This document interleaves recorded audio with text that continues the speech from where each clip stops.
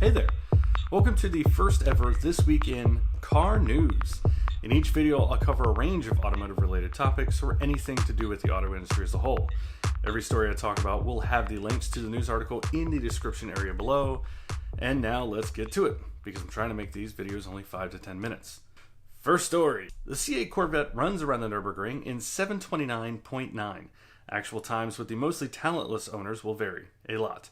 I can see all the specialty plates now. Too Fast, Too Furious while driving 500 in the fast lane. Aston Martin were built out by a Canadian billionaire named Lawrence Stroll. He becomes the new chairman while current CEO Andy Palmer stays in power. This comes on the heels of a poor financial year for Aston, being valued nearly $5 billion less from 2018 to 2019.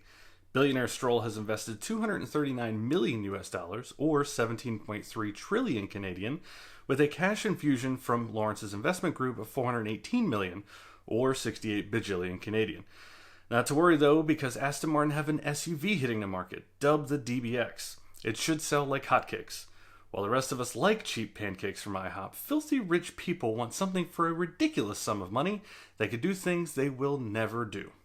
Hyundai will start offering a free maintenance program on all 2020 models for 3 years or 36,000 miles, whichever comes first.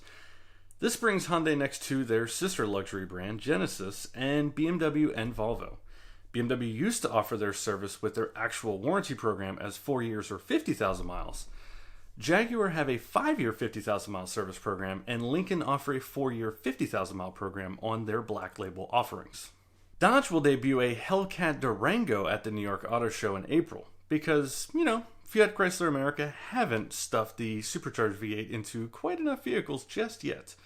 Next offerings will be a John Deere tractor and potentially the next iteration of Air Force One. Cadillac's long-awaited Super Cruise will be coming out to 22 GM vehicles by 2023. And this is genuinely awesome news, mainly because the new Escalade will actually have this feature as an option. And if it's anything like the older generations, you'll be pretty bored of driving it by about 10,000 miles. Super Cruise Jesus, take the wheel.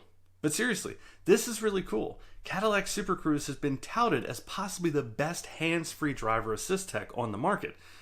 It debuted on the CT6 last year, and only about a third of buyers actually tick that option box. Of that third, they use it roughly half the time they drive, and 85% of them say they want it on their next vehicle. Super Cruise will be available on the Escalade, CT4, and CT5 this year, and to the rest of GM's lineup in 2021, 2022, and 2023. And finally, for our last story tonight, people who drive German luxury cars are assholes, at least according to a new study out of Finland.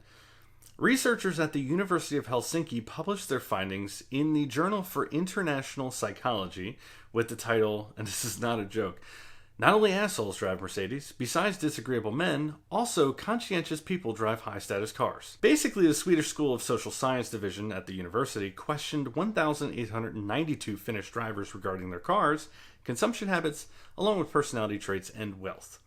What they found was shocking, but not really. In a press release, they said, the answers were unambiguous. Self-centered men who are argumentative, stubborn, disagreeable, and unempathetic are much more likely to own a high-status car, such as an Audi, BMW, or Mercedes. They obtained this data by analyzing the answers people gave about themselves and their cars, and used the 5-factor model of personality, because we all know what that is. But it's not all sad news, though. Apparently, some people who aren't shitty humans like those kinds of cars, too. But this appears to be because those nicer folk are reliable and well organized. So they see higher end cars being just like them. However, us men really are the worst of the bunch here, because the information shows that while both men and women who are kind and not douchey are attracted to expensive cars, it was only men who drove like assholes in those cars. Okay, now let's do that study again, but this time tell me why guys in the South are perceived to be more manly in a giant-ass pickup truck they've never used to haul or go off-road in. Then we'll do it with guys who drive sports cars that don't have a clutch pedal. And this has been your first taste in This Week in Car News. If you like this format, hit the like and subscribe buttons. If you didn't, well, piss off then. Until next time, bye!